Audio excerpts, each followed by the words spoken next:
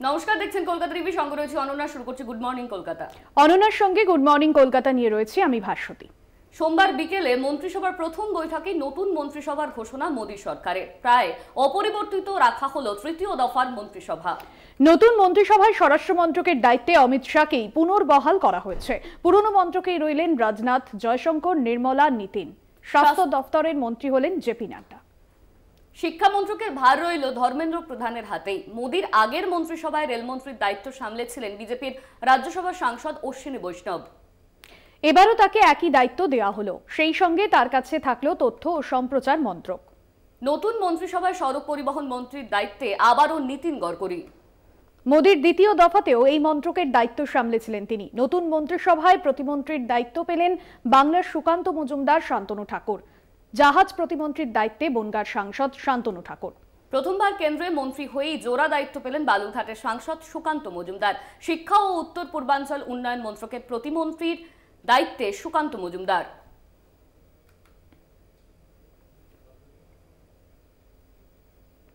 নেতৃত্ব বন্টনের মধ্যে দিয়ে বিজেপি আরো একবার প্রমাণ করলো যে বাংলার কোনো গুরুত্ব তাদের নজরে নেই। এর আগেও আমরা দেখেছিলাম, যিনি বাঁকুড়ার সাংসদ ছিলেন, যিনি গোহারান হেরেছেন, তিনি শিক্ষা দপ্তরের মন্ত্রী ছিলেন। বিজেপি রাজ্য সভাপতিকে তাকে সেই দপ্তরের মন্ত্রী করা হয়েছে। শান্তনু ঠাকুর আমরা দেখেছিলাম, যিনি বলেছিলেন সিএ এর জন্য তিনি নাকি সবার আগে অ্যাপ্লিকেশন করবেন, পরে তিনি অ্যাপ্লিকেশন করেননি, কারণ তিনি জানেন যে এটা একটা বড় ভাওতাবাজি।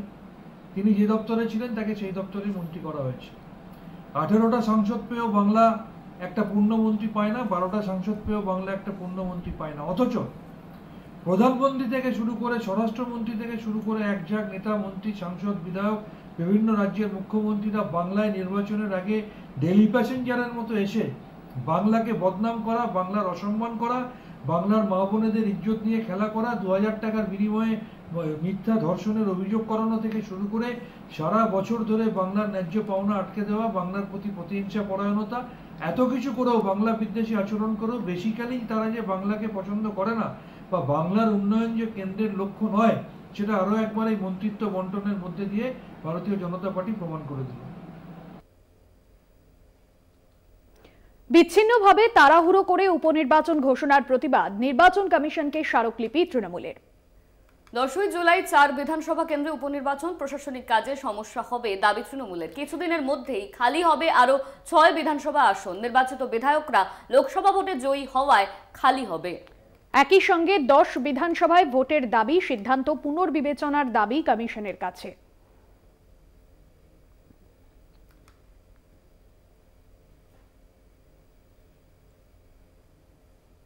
মোদীর মন্ত্রিসভায় বালুরঘাটের সাংসদ সুকান্ত মজুমদার। দুটি দপ্তরের দায়িত্বে বালুরঘাটের সাংসদ, শিক্ষা দপ্তর ও উত্তর পূর্বাঞ্চলের উন্নয়ন দপ্তরের প্রতিমন্ত্রী করা হয়েছে সুকান্ত মজুমদারকে। আর এই খবর প্রকাশ পেতেই উৎসবের মেজাজ সুকান্ত মজুমদারের বাসভবনে। বাড়ি গিয়ে সুকান্ত মজুমদারের স্ত্রী ও মাকে মিষ্টিমুখ করালেন বিজেপির কর্মী সমর্থকরা। দুটি দপ্তরের প্রতিমন্ত্রী হওয়ায় খুশি সুকান্ত মজুমদারের পরিবার থেকে কর্মী সমর্থকরা। আগামী দিনে শিক্ষার অনেক উন্নতি করবেন সুকান্ত, আশাবাদী নতুন মন্ত্রীর মা। ভীষণ খুশি যে মোদিজি ওকে এই দায়িত্বটা দিয়েছেন। আশা করি ভালোভাবে ও কাজ করবে এবং আমাদের জেলাবাসীর সর্বাঙ্গীন উন্নতি চেষ্টাও করবে। খুবই ভালো লাগছে, খুবই আনন্দিত হয়েছি।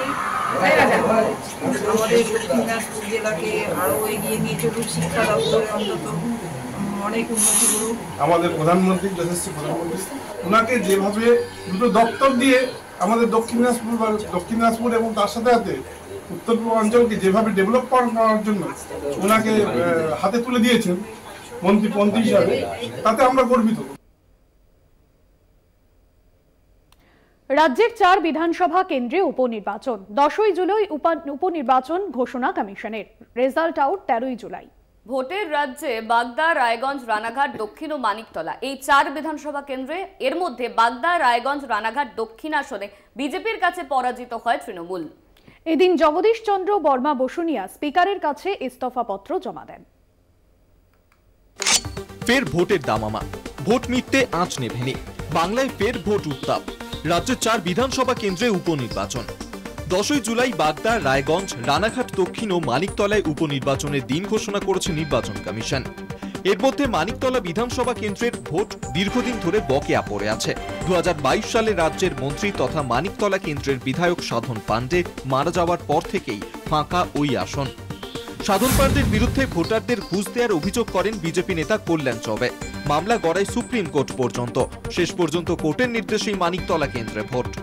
বাকি 3টে কেন্দ্র বাগদা, রায়গঞ্জ ও রানাঘাট দক্ষিণে উপনির্বাচনের কারণ বিধায়কদের দলবদল এবং ইস্তফা। বাগদার বিশ্বজিৎ দাস, রায়গঞ্জের কৃষ্ণ কল্যাণী ও রানাঘাট দক্ষিণের মুকুটমণি অধিকারী 2021-এর বিধানসভা নির্বাচনে বিজেপির টিকিটে জয়ী হন, কিন্তু পরবর্তী সময়ে দল বদলে তৃণমূলে এলে 2024-এর লোকসভা নির্বাচনে সাংসদ হিসেবে টিকিট দেয় তৃণমূল। যদিও ওই 3 কেন্দ্রেই পরাজিত হন ওই 3 দলবদলু প্রার্থীরা। বিধায়ক পদে ইস্তফা দিয়ে লোকসভা নির্বাচন লড়তে যাওয়ায় ফাঁকা পড়ে রয়েছে ওই 3 কেন্দ্রের বিধায়ক আসন। সেই 3 কেন্দ্রে উপনির্বাচন ঘোষণা কমিশনের। 2021-এর বিধানসভা নির্বাচনে বাগদা, রানাঘাট দক্ষিণ ও রায়গঞ্জে তৃণমূল পরাস্ত হয় বিজেপির কাছে, কিন্তু বর্তমান পরিবর্তিত রাজনৈতিক পরিস্থিতিতে ওই 3 কেন্দ্র দখলে রাখা বিজেপির কাছে চ্যালেঞ্জ।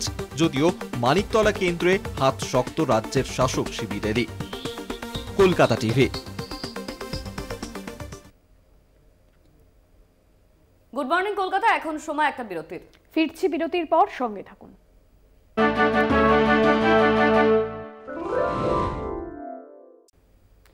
ফিরে এলাম বিরতির পর। কসবায় তৃণমূলের গোষ্ঠী দ্বন্দ্বের অভিযোগ। 2 কাউন্সিলরের মধ্যে দ্বন্দ্বের জেরে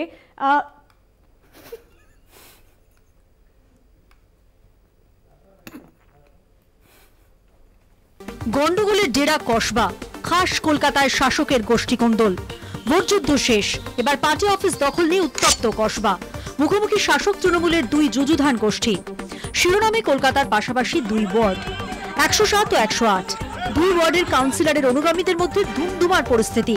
রবিবার প্রকাশ্যে আসে কলকাতা পুরসভার 107 নম্বর ওয়ার্ডের কাউন্সিলর লিপিকা মান্নার সঙ্গে 108 নম্বর ওয়ার্ডের কাউন্সিলর সুশান্ত ঘোষের গোষ্ঠীদ্বন্দ্ব।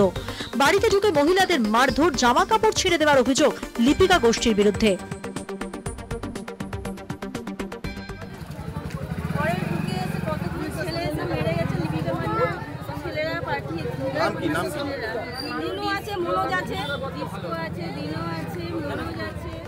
তৃণমূল পার্টি অফিসের দখল নেবে কে তা নিয়ে বেশ কিছুদিন ধরেই দুপক্ষের মধ্যে অশান্তি। 107 নম্বর ওয়ার্ডের কাউন্সিলর লিপিকা মান্নার বাহিনী রবিবার রাতে এলাকার বেশ কয়েকটি বাড়িতে চড়াও হয়। মদ্যপ অবস্থায় দলবল নিয়ে হামলাও চালায় দুষ্কৃতীরা, চলে গুলি বোমাও। হামলা হয়েছে সাধারণ লোকের ওপরে। কসবার গুন্ডারাজ চলছে, 107 নম্বর ওয়ার্ডে গুন্ডারাজ চলছে। লিপিকা মান্না নিজে দায়িত্ব নিয়ে সমস্ত গুন্ডাদের কসবার মুক্তাঞ্চল করে দিয়েছে। নির্বাচনে রেজাল্ট বেরোনোর পর থেকে পরপর 3 দিন ধরে পুরো 107 নম্বর ওয়ার্ডে তাণ্ডব চলছে। কালকের ঘটনাটা তো একটা ঘটনা মাত্র, এরকম 7-8টা ঘটনা ঘটেছে গত 3 দিনে। অবিলম্বে এটা বন্ধ হওয়া দরকার। ভাড়াটে বাড়িওয়ালার অশান্তিকে রাজনৈতিক রং দেওয়া হচ্ছে বলে দাবি 107 নম্বর ওয়ার্ডের কাউন্সিলর লিপিকা মান্নার। যে কারণে গন্ডগোলটা হয়েছে সেটাকে আগে তোমরা সবাই দেখো। একটা ভাড়াটে বাড়িওয়ালা গন্ডগোলকে কেন্দ্র করে এইভাবে এটা অন্যায়ভাবে একটা অন্যরকম অপপ্রচার চলে আসছে। কাল সন্ধ্যেবেলায় যখন 70-80টা ছেলে ইন্দু পার্ক পার্টি অফিসের সামনে যায়, আমি তখনই থানাকে ইনফর্ম করি এবং আমি নিজে ওসির সাথেও কথা বলি। আমি জানাই যে ওখানে 70-80টা ছেলে হয়েছে, জমায়েতটা ঠিক নয়, আমার মনে হচ্ছে কোথাও কোনো গন্ডগোলের একটা ইঙ্গিত দেখা দিচ্ছে। তখন আমাকে থানা থেকে জানানো হয় যে না ম্যাডাম, কোনো চিন্তা করার কোনো কারণ নেই, ওখানে আমার পুলিশ পোস্টিং। খাস কলকাতায় 2 শিবিরের তুমুল গোলমালে অস্বস্তিতে শাসক শিবির। সমস্ত লোকসভা নির্বাচনে যেখানে মানুষ দুহাত ভরে তৃণমূল কংগ্রেসকে সমর্থন করেছে, আশীর্বাদ করেছে, সেই জায়গায় দাঁড়িয়ে কোথাও যদি এই ধরনের ঘটনা ঘটে সেটা নিশ্চিত করে কাম্য নয়। বিষয়টি আমাদের দলের নজরে এসেছে। আমাদের দলের নেতৃত্ব রয়েছেন, আমাদের মহানাগরিক রয়েছেন, তারা দলবদ্ধভাবে নিশ্চয়ই ওনাদের সাথে কথা বলে যা বলার সেটা জানাবেন। রিয়া মাঝির রিপোর্ট, কলকাতা টিভি।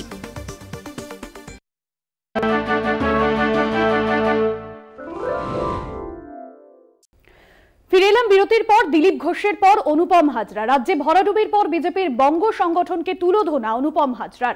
বঙ্গ বিজেপির হেডকোয়ার্টারকে ঘুঘুর বাসার সঙ্গে তুলনা করলেন তিনি।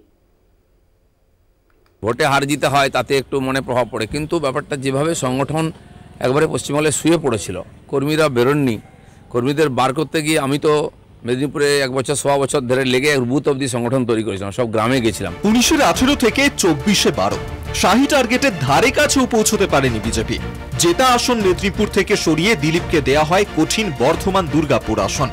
পদ্ম ফোটাতে পারেননি মেদিনীপুরের ভূমিপুত্র। হারের পর থেকে তাই অগ্নিশর্মা দিলীপ। বঙ্গ বিজেপির শীর্ষ নেতৃত্বের বিরুদ্ধে একের পর এক তোপ। নাম না করে শুভেন্দু সুকান্তকে তুলোধনা। শুধু দিলীপ নন, বিজেপির ভরাডুবিতে গেরুয়া শিবিরের আদিনব্য দ্বন্দ্ব বেআব্রু করে দিয়েছে শুভেন্দু সুকান্তকে। অনুপম হাজরা তো খেললেন আরো ফ্রন্ট ফুটে। বিজেপির অন্দরে লবিবাজির অভিযোগ। অমিত শাহের কথা নিয়ে ছেলে খেলা করা হয়েছে। খুল্লা আক্রমণ অনুপমের। বঙ্গ বিজেপিতে তো কাজের থেকে বেশি লবিবাজি বেশি হয়। এর কাছের লোক, ওর কাছের লোক, একে সঙ্গে নেব না, ওকে সঙ্গে নেব না। সবাই এখানে ইয়েস ম্যান পছন্দ করে। কাজের হোক বা না হোক, আপনি কাছের মানুষ হলে এখানে পথ পাবেন। সল্টলেকে বঙ্গ বিজেপির হেডকোয়ার্টার ঘুঘুর বাসা। ওখানে 2-3টে ঘুঘু বসে থাকে। নাম না করে বিজেপির 3 নেতাকে আক্রমণ অনুপমের। টুমোরো নেভার ডাইজ, এই থিওরিটাকে এবারে থামাতে হবে। এটা নিজেদেরকে সান্ত্বনা দেওয়া। তো ফলে এই সল্টলেকে বঙ্গ বিজেপির যেটা হেডকোয়ার্টার, সেখানে এই ঘুঘুর বাসাটাকে ভাঙতে হবে।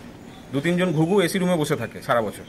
সেই ঘুঘুর বাসাটাকে ভাঙতে হবে আর বুথের জন্য লোক তৈরি করতে হবে। এটা হচ্ছে একমাত্র সমাধান। তাহলে বঙ্গ বিজেপির যদি কিছুটা সংস্কার হয়, তাহলে অন্তত আগামী দিনে আমরা ভালো রেজাল্ট আসবে। সুকান্ত মজুমদার কেন্দ্রে মন্ত্রী হয়েছেন। রাজ্য সভাপতি বদল করতে হবে। নতুন সভাপতির নাম নিয়ে জল্পনা। শুভেন্দু নাকি অন্য কেউ? মালদা বিজেপি একাংশ দিলীপ বাবুর প্রত্যাবর্তন চাইছেন। বিরোধী দলনেতা হিসেবে তাঁদের পছন্দ শঙ্কর ঘোষ।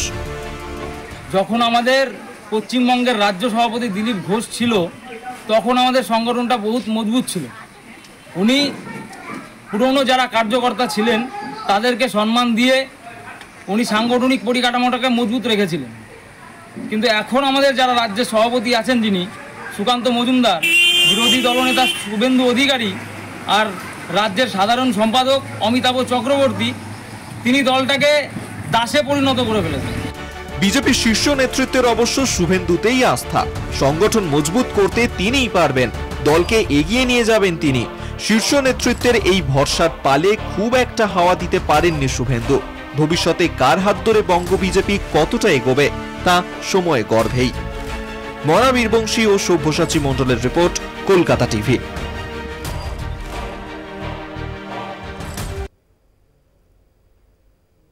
গুড মর্নিং কলকাতা আজ এই পর্যন্তই। দেখতে থাকুন কলকাতা টিভি রাত দিন 7 দিন।